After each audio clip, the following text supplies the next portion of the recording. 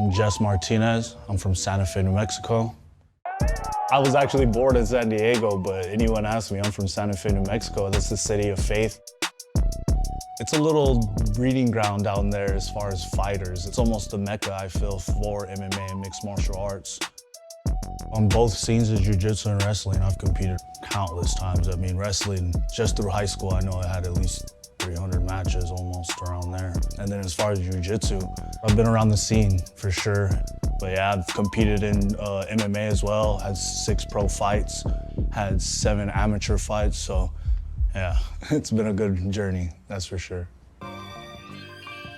The journey, definitely, it's not the easiest, but whatever you get into it, you do get out. Jiu-Jitsu almost teaches you how to deal with life, you know? You have your ups and downs, you have your sore days, you have your good days. You sacrifice your body daily, you sacrifice time from family, loved ones, friends, but at the same time, you're gaining so much as far as the connections you're making with others, and then too, you're just able to spread your soul and your skills out to the world too. As far as injuries I've had in this game, it goes basically from head to toe. The ankle, the shoulders, blown out an elbow before. I just had some surgery on my knee. Not only do you give your soul to this game, you actually give a couple body parts too. A couple little limbs here and there, you know? But I'm grateful for it, made me tougher. The main person that got me into the game, I would say, was my father. He was my personal trainer. He kind of helped mold my body since I was real young. I didn't even know it at the time. The second most impactful person on my career and just a heavy mentor for me, one of the godfathers of Jiu-Jitsu, is Alberto Crane. He's impacted me and shown me so many different skills, not only on the mats, but off the mats. He showed me a lot of life lessons in business and out of business, you know, and I would probably say the third most impactful would probably be my mother. She's taken care of me and maintained me. Yeah, every time I do step out and compete, I like to make them proud, and yeah, it's a heavy motivation for me. When you're in mixed martial arts, it's a lot more than just physical, you know? It's spiritual, mental. You gotta have all three in connection, you know? Any New Mexican or Mexican fighter you face, you're gonna be facing a heavy heart more than their physical body, and that's heavier than anything. I mean, ask anybody if you're facing a Mexican fighter or anywhere of that descent, you know the dude's gonna have heart and it's gonna be a match or a fight, and I pride that heavily with me too. I'm actually mixed, so I take a little bit of my African-American side and my Hispanic side, and I pride it heavily on that. Ja, dat is ook een shit fro. I took the fro out shoulders one. Hell yeah. So we got this braided up. Gotta maintain the bush. My vitiligo started when I was around 1st, 2nd grade. It caused my pigment to change. Basically, all my white blood cells attack my pigment cells. At the time, Alberto Crane trained me, gave me a private, showed me a nice slick armbar.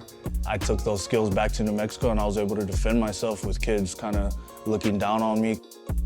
Before I was training, I was getting bullied, things of that nature, and it's helped me to move as a silent giant, I guess you could say, a little bit.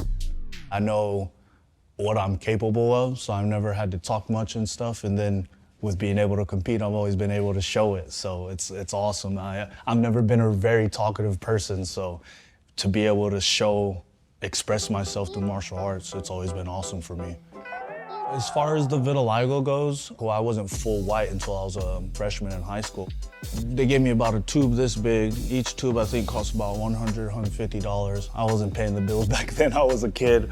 But the year before that, I lost state in the semifinals, so like, I just put the medicine down. I was like, I'm just focused on being the best. It kind of helped me channel, not really focus on, how people look at me physically, more at what I'm doing out on the mats, and at the same time, it helped me move forward. It made me a lot stronger.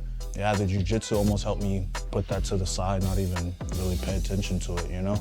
Yeah, vitiligo always made me different, but it also made me different on the mats, so it worked, you know?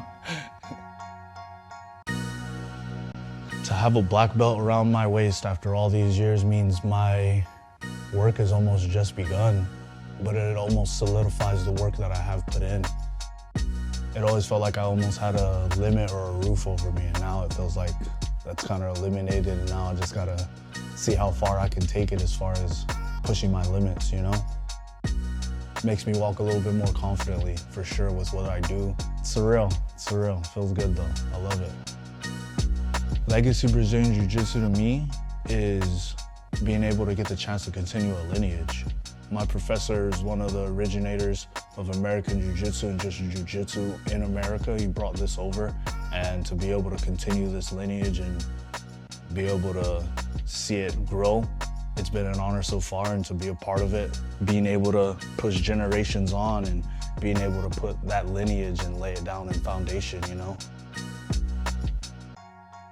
I have a kid on the way, and more than anything, I want my kid to be able to do whatever the hell he or she wants, but at the same time, I want my kid to remain humble. At least hold humility at the highest, because that's what I was taught. As far as my legacy, I would like to cement myself as one of the best MMA fighters to come out of Santa Fe, New Mexico. I love representing wherever I'm from. Like I said, legacy is my home. Santa Fe, New Mexico is my home, and I want to represent it.